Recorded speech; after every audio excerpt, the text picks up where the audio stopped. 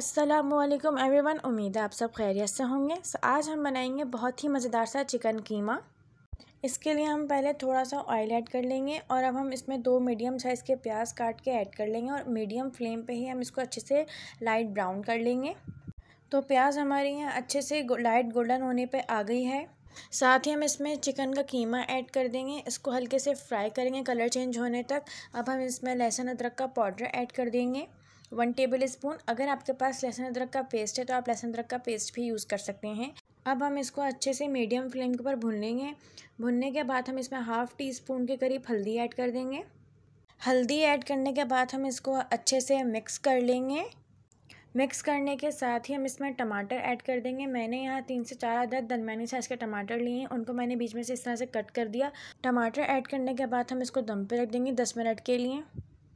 तो 10 मिनट हो गए हैं, यहाँ टमाटर अच्छे से गल गए हैं। अब हम इन सब का छिलका अच्छे से रिमूव कर लेंगे। तो अगर आप इस चैनल पर न्यू हैं, चैनल को सब्सक्राइब करें और बेल आइकन को प्रेस करें ताकि हमारी न्यू आने वाली वीडियोस का नोटिफिकेशन आपको मिल जाए। तो सभी टमाटरों के छिलके हमने अच्छे से रिमूव कर दिए हैं। अब हम इसको अच्छे से मिक्स कर लेंगे और टमाटरों को चमचे की ही मदद से अच्छे से मैश कर लेंगे। अब इन टमाटरों को अच्छे से मैश करने के बाद हम इसमें लाल पिसी हुई मिर्च 1 टेबल स्पून के करीब ऐड कर देंगे।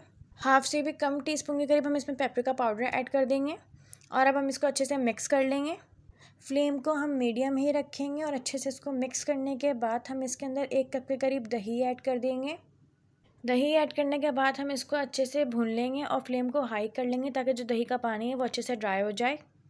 फ्लेम हाई रखते हुए हम इसको अच्छे से भूनते रहेंगे और साथ ही मैं इसके अंदर नमक ऐड कर दूँगी। नमक हम अपने टेस्ट के हिसाब से ऐड करेंगे। नमक को मैं हमेशा कम ही रखती हूँ कि कम हो जाए तो बंदा ऐड कर सकता है ऊपर से, लेकिन ज़्यादा हो जाए तो बंदा फिर ऐड भी नहीं कर सकता। अब मैं इसके अंदर कुछ हरी मिर्चें ऐड कर दूँगी, जो रखे वो लाल हो गई हैं। तो मैंने यहाँ 3 से 4 हरी मिर्चें काट के मैंने इसके अंदर ऐड कर दिया है और अब मैं इसको अच्छे से मिक्स कर लूँगी। हल्के हाथ से हम इस कीमे को मिक्स करते रहेंगे ताकि जो थोड़ा बहुत दही का पानी रहता है वो भी अच्छे से ड्राई हो जाए। अच्छे से मिक्स करने के बाद मैं फ्लेम को मीडियम कर लूँगी और इसको 10 मिनट के लिए मैं दम पे रख दूँगी। और तो 10 मिनट हो गए हैं दम को। आप लोग देख सकते हैं कि जो हल्का फुल्का रोगन था वो ऊपर आ गया है, दही का पानी अच्छे से ड्राई हो गया है।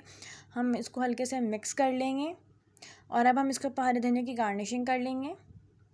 तो हमारा कीमा यहाँ अच्छे से तैयार हो गया है।